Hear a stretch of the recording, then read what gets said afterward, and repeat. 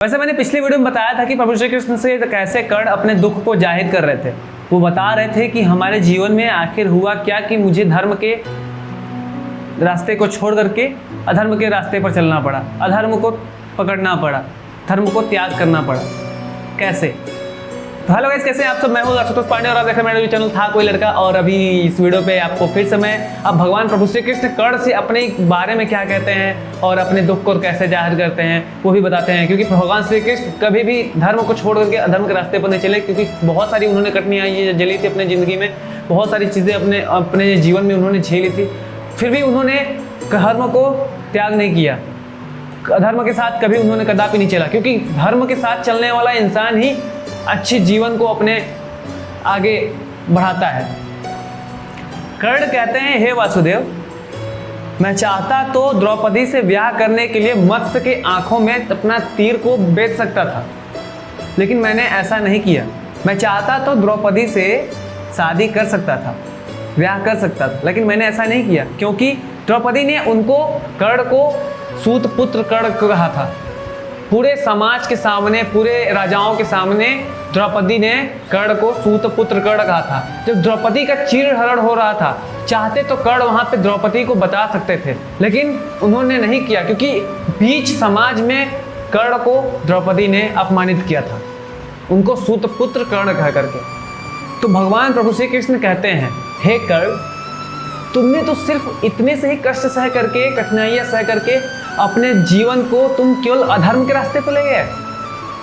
धर्म को त्याग करके इस कठिनाइयों से तुम अधर्म के रास्ते पर चले गए, दुर्योधन के साथ खड़े हो गए, जो कि दुर्योधन ऑलरेडी धर्म को छोड़ करके अधर्म के रास्ते पर चल रहा है, अपने जीवन को बर्बाद कर रहा है।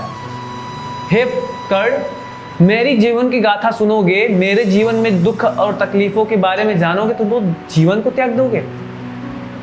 क्योंकि प्रभु श्री कृष्ण के जीवन में हुए कठिनाइयां, हुई परेशानियां, हुए दुख, दर्द, पीड़ा, अगर एक सूक्ष्म मानव भी अगर सुने, ध्यान से उसको फील करे, तो वो करुणा से अपना देह त्याग कर सकता है। प्रभु श्री कृष्ण इतनी सारी प्रॉब्लम्स झेलने के बाद भी कभी वो अधर्म को नहीं पकड़ा।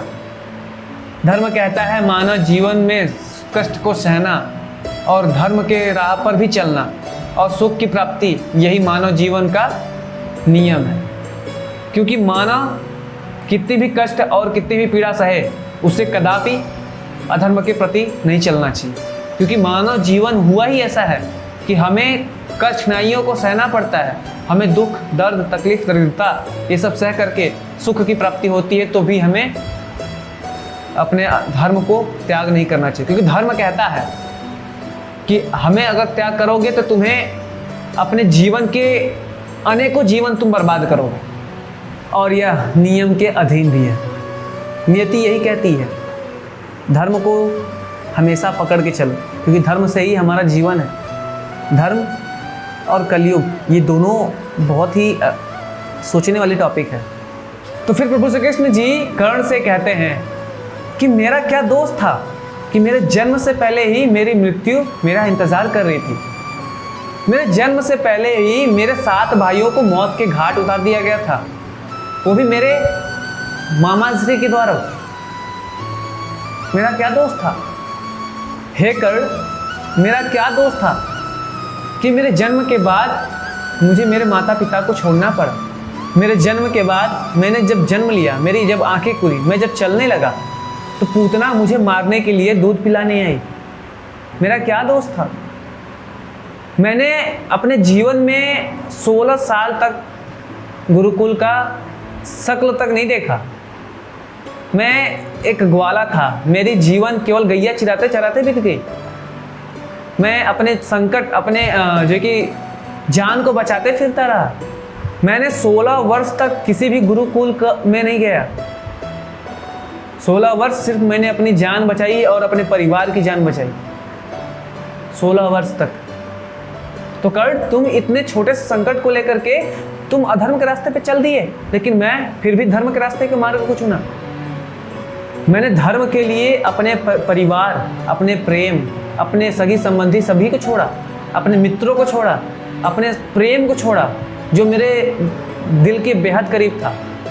लेकिन तुम तो यार छोटे से कठिनाइयों को लेकर भी अत्यधिक उत्सुक होकर तुम अधर्म के रास्ते पे चल दिए, लेकिन मैंने फिर भी किसी भी धर्म को नहीं छोड़ा। धर्म के रास्ते पे मैं चलता गया। कोई भी कठिन परिस्थिति हमें अधर्म के मार्ग पर चलने पर अनुमति नहीं देती है। और जो कठिनाइयों की राह को छोड़कर अधर्म की राह पर चल देता है वो अपने अनेकों जन्म को परित्याग कर देता है। यदा यदा ही धर्मस्य ग्लानिर्भवतु भारत उद्युक्तानम अधर्मस्य तदात्मानं सृजाम्यहम्। परित्राणाय साधूनां विनाशाय चतुष्कृतं धर्म संस्थापनार्थाय संभवामि युगे युगे। हरे कृष्णा। अगर आपको वीडियो पसंद आया तो वीडियो को लाइक कर दीजिएगा, चैनल को सब्सक्राइब कर दीजिएगा और ऐसे ही नए नए वीडियोस को जानने के लिए, वीडियो के बारे में समझने के लिए, अपने असली और महाभारत के पूरे कथाओं को समझने के लिए, बहुत ही इंटरेस्टिंग फैक्ट्स को समझने के लिए और जानने के लिए आप फॉलो कीजिएगा हमारे चैनल को ठाकुर लड़का। बाय।